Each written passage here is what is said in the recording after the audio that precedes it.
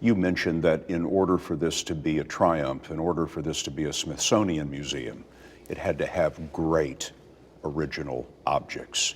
Give me an example. When I came back to do this, everybody was worried about raising money. I was worried about finding artifacts because I didn't know that they were really there. I hoped they were.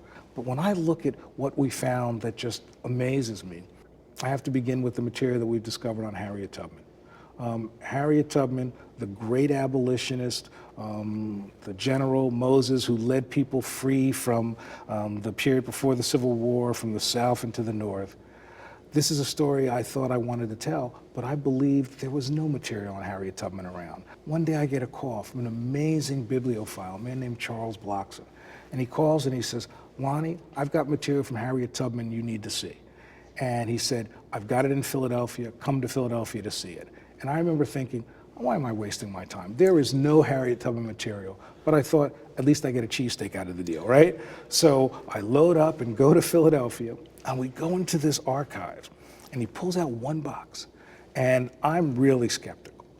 He pulls out a photograph of Harriet Tubman that no one had ever seen. I'd never seen it before, and I'm a 19th century historian.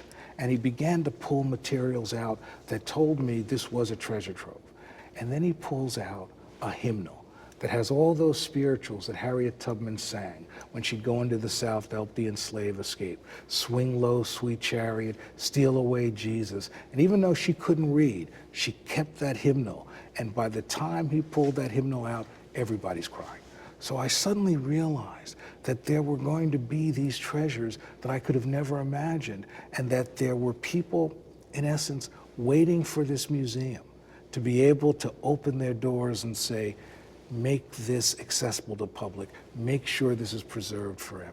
These things were in boxes. They were in boxes. In attics, in basements. And I believe that the way to tell this story was to get into those basements, attics, and trunks. I believe that so much of the 20th century and most of the 19th century was in people's homes. And what's been wonderful is time and time again, people come to us and bring these things out.